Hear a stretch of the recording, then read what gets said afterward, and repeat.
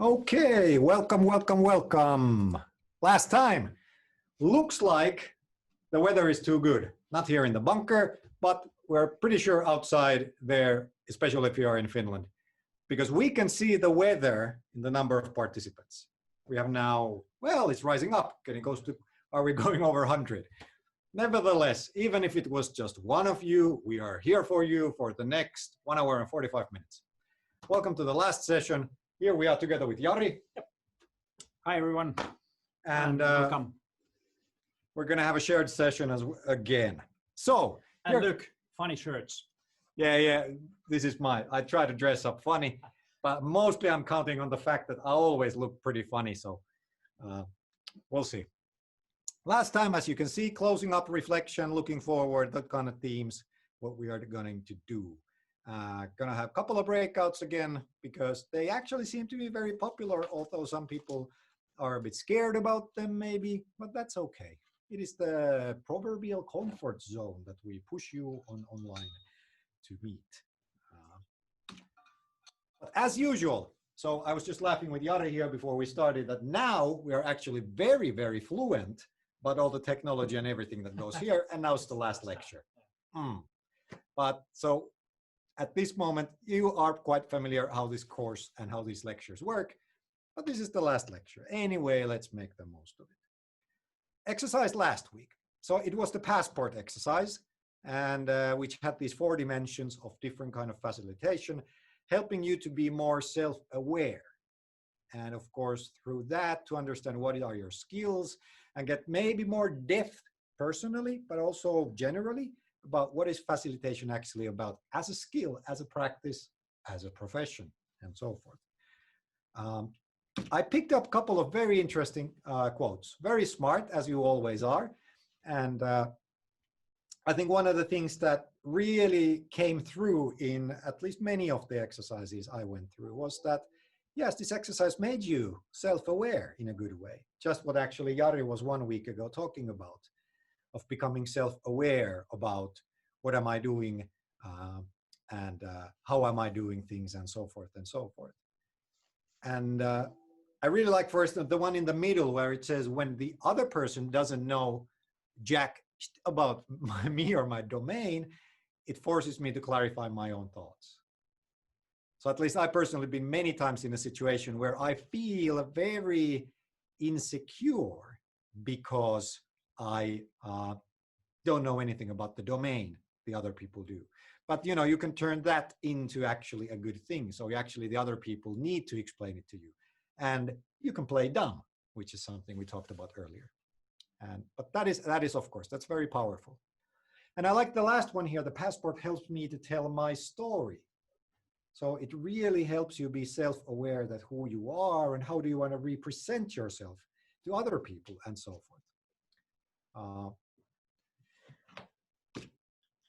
And then these quotations, I think, nicely capture the fact that facilitation is very multidimensional. It's as a skill, as a practice, as a thing to do, it has many facets. And the first quotation is really about facilitation can be seen in different dimensions. You can look at facilitation in a meeting, in a workshop. You can see it as part of management, which is kind of a long-term thing, doesn't have a beginning and an end, and leadership as well. And then a really good point somebody made about that actually, and going back kind of to the characters we had last week, that actually the gender and nationality play a vital role in how people perceive you as a facilitator. And again, it's a good exercise to think yourself as a facilitatee, so being facilitated. That kind of what if you in your imagination you kind of change that the person is not speaking my native language, what kind of feeling does it make? Or the person is a man or a woman, does it change my perception about the facilitator? And it probably does, because we are human beings and we have so much prejudice and all of this in a good way as well, that when we meet people, we kind of like to box them. But as a facilitator, it's really good to be aware of these and conscious in building the kind of role you want to do as a facilitator.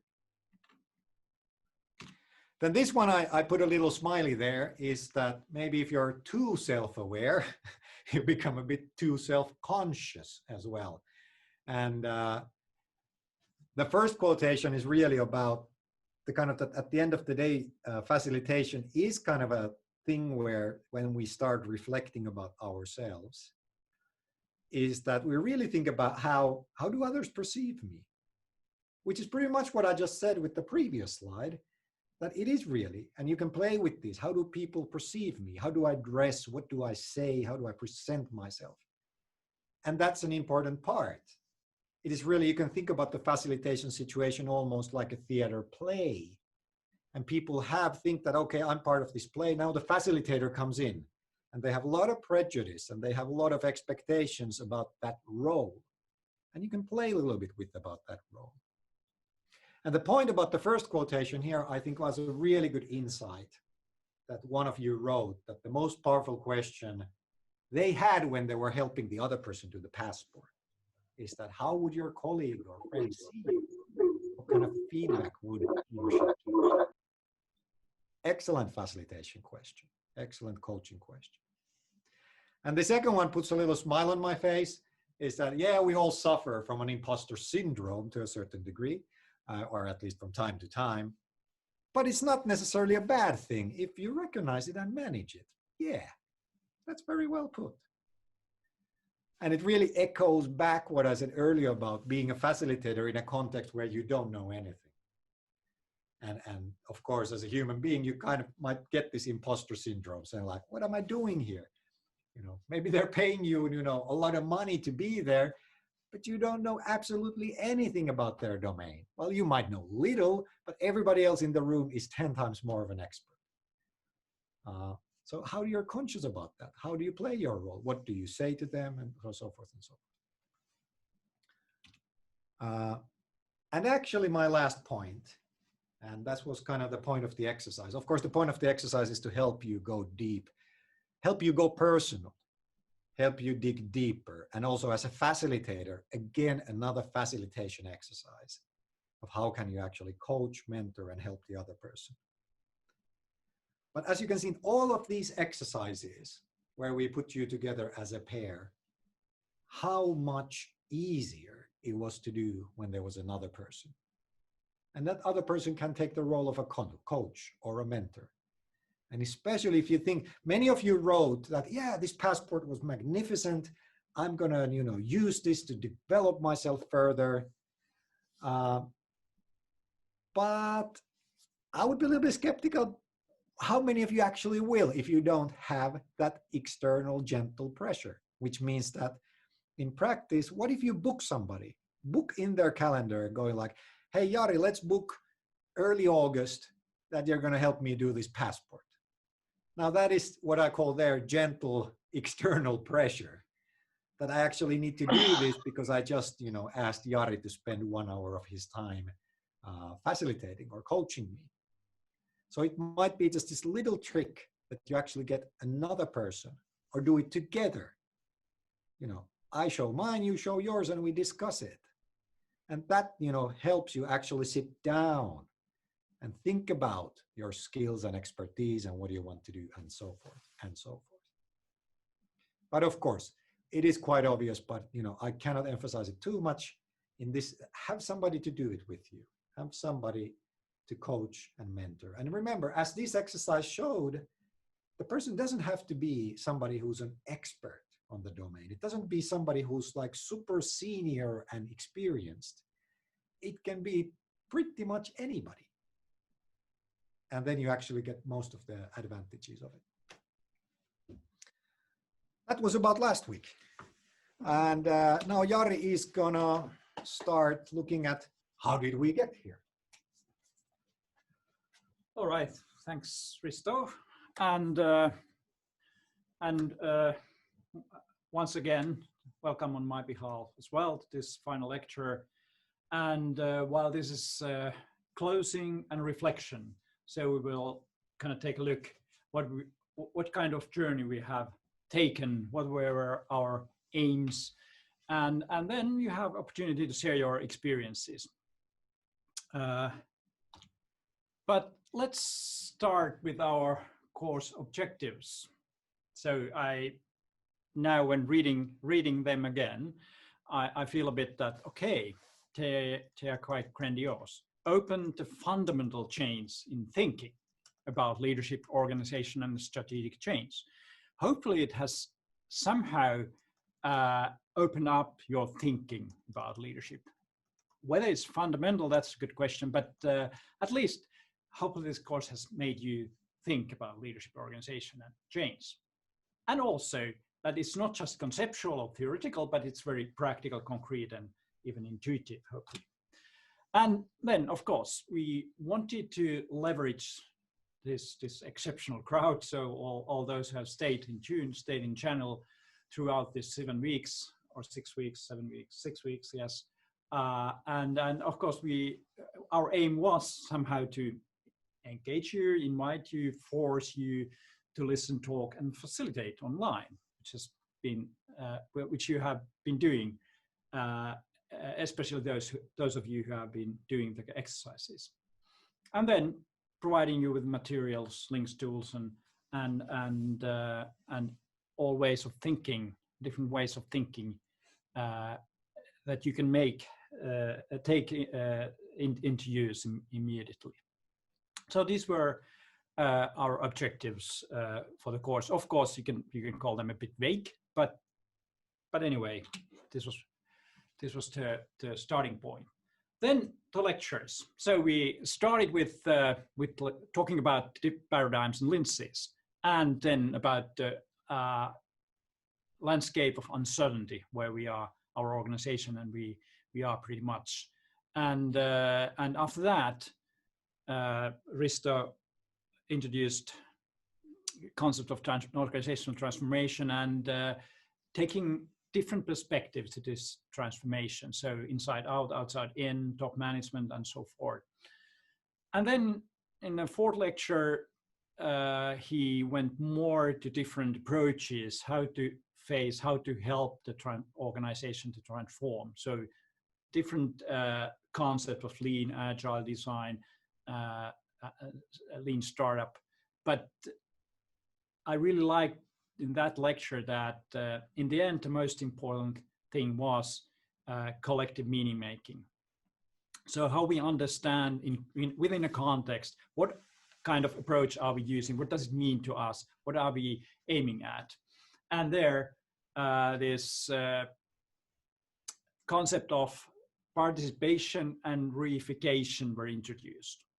And in fourth lecture, then we took this participation aspect more deeply under scrutiny. So looking how facilitation is a kind of dynamic social process and interaction. And after that, again, coming to different tools, how can you utilize different tools in our workshops and making sense out of our reality collaboratively in a collaborative way. And here, important part was that why we are using tools. So they are for communicating, doing things, analyzing things, and also engaging people. So tools are for different purposes, and they are just tools. They are not kind of the primary thing. So they are kind of helping methods. And then in last week, we got more personal.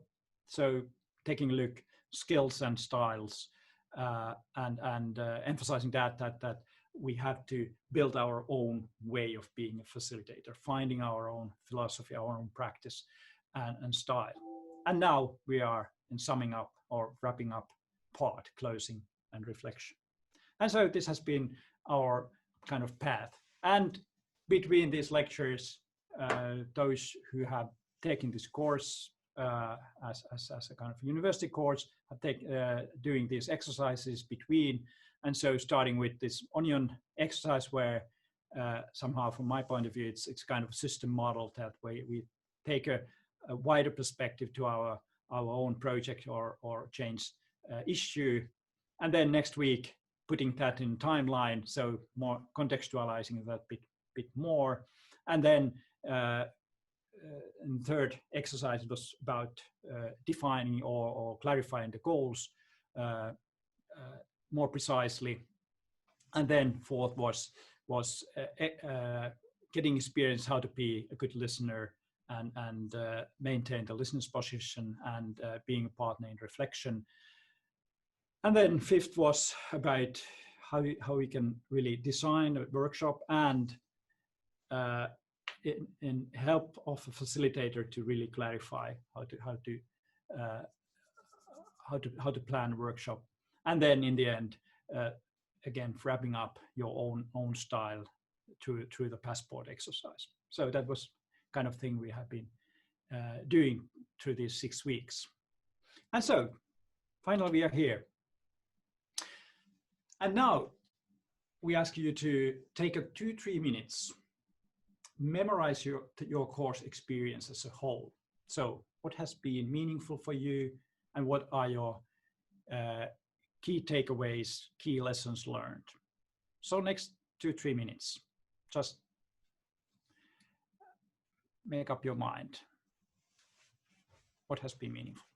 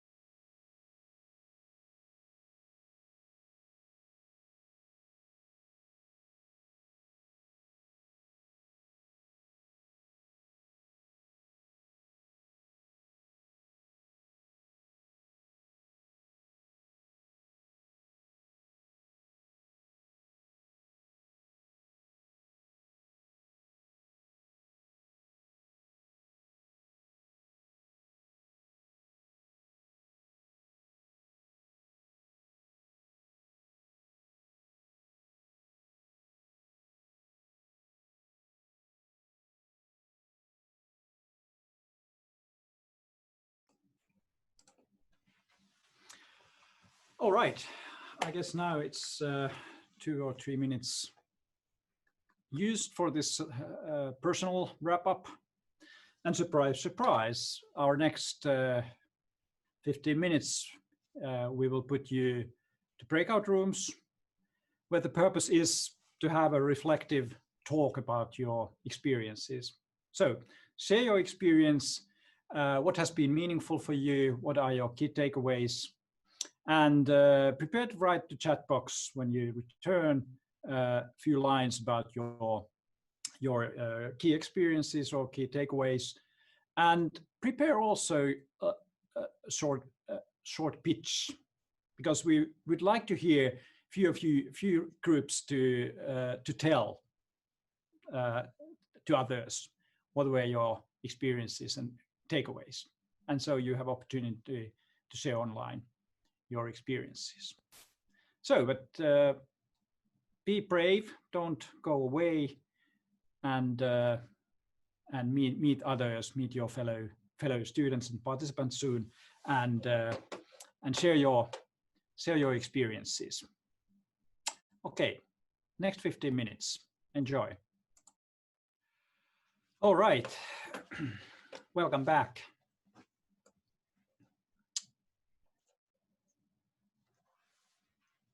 All right, time to wrap up. Hope you had good discussions, good sharing. Unfortunately, there were few groups with just 2 people, but nevertheless, hope you had good sharing. And just put your remarks to chat, as many of the groups are already doing. But okay, now it would be opportunity for some groups to tell others what were the most significant, meaningful experiences for you, what you discussed about. So just raise your hand so we can see who would like to share your experiences. Hopefully anyone would like to do that, or someone at least. Yeah, remember we're professional teachers. We know that we can point fingers at people. Yeah. We know we can check these breakout rooms now and find that there are people who we know that are very active, or we can just maybe pick here from the list. But no, anybody volunteering, please.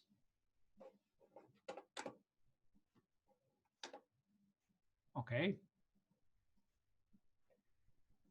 What do you think, Risto? Would you like to ask someone? Yeah, remember, Jari, you can't hear anything. That's why I went to the laptop that has the... Yeah, indeed. Actually, that's very good. Good point. Is there anyone saying anything? No, there's nobody saying anything. Okay. Okay. But hey, let's have, for example, Kati Pärkkä from Group 10. Yeah. Kati, you have nice answers. So would you like to share them to everyone? Share. Hello. Thank you for selecting me. What we discussed in Group 10 with Minna was that one of the very important findings or key findings in this course was that it helped us understanding the bigger picture of facilitating the change instead of just using some facilitation tricks in separate workshops. So understanding how you can do facilitation in long time period and how to help people take steps forward together, and especially how what is my role as a facilitator in that process, and how can I help the organization to take steps forward. So kind of taking a more professional facilitator role in the change. And also we thought that the tools used during this course were very useful, also in real work life. For example, I did have a very good opportunity of using the dump and the onion in my own work context. And also the passport, I think it's very useful. And what you just said today was that it would be useful to find someone sparring you later, like in autumn, to take a look at the passport and see what has happened and has something changed and what are the next steps to take forward. Okay, thank you. Let's have should we have another one? Yeah, yeah. Sure. I'm looking at you, Jaroslav. You had really good answers in the chat. Do you want to expand them to everybody? Yeah, I wonder, should I pretend I'm fall asleep? Anyway, yeah, I think we had actually a nice exchange and nice discussion with Doski, I think I pronounced the name right. But basically, yeah, there are kind of some points from me, some points from him, and we discussed together that there are common grounds. I think the setting the goals, the way you set the goals, especially the measurable part, is very important to remember. And I see at least some people mentioning that in the chat as well from different rooms. So I guess it's a common ground here. Very important, very good point, and very kind of good learning is about seeing a big picture and seeing different stakeholders' lenses, starting with this onion exercise. I think that helps you to understand and view the problem in much more complex way. Importance of preparations from the last lecture, dealing with and leading during the uncertainty time. This is a very actual topic. Archetypes that you introduced in, I think, last week. Did we lose you? So, I don't know. Someone muted me actually. Probably I was talking too long time. But anyway, archetypes help to understand about ourselves or learn ourselves and help to think about our weak points and think about how to mitigate them in advance. That was very useful thing. Good. And in general, I think the whole course was made us think about how to apply the toolbox you provided us with, how to use it in everyday life, not only in the facilitating change process. Facilitating human relationships in life. Yeah, like or probably even your day-to-day tasks. Thanks a lot. That was good. Should we have one more? One quick one. Yes. I see so many familiar names here. I'm going to just choose one. Pinja Hokkanen, do you want to tell what surprised you in this course in a positive way or negative? What did you learn that you didn't expect? Well, what did I learn that I didn't expect? Okay, I kind of knew when you said the familiar name. Sorry if my screen is a bit, the camera is a bit dark. Surprised me. Maybe kind of. I was really looking forward to the kind of change part of the course, and that way maybe because that's something as a student you don't that much get to do is the change leadership. That's kind of when you think about organizations and something that I might want to be doing, but I haven't had the chance to do, and then maybe in one way I was like, okay, we didn't talk about that much, but then when you come to it, it's more of a kind of made it more clear how you can approach these kind of things by understanding the context and the people, and maybe you can then somehow frame it in a more kind of make certainty within the uncertainty, so it's easier to approach that. Maybe that way. Thanks for sharing. All right. Thank you for your nice remarks in chat. So that's plenty of stuff, and it seems that there's quite a lot such experiences that has been useful for you and hopefully aligned with your primary expectations and the course purpose. It looks like that. But Risto, I guess it's time for break now, right? It's time to give people a break. Breakout rooms require a break.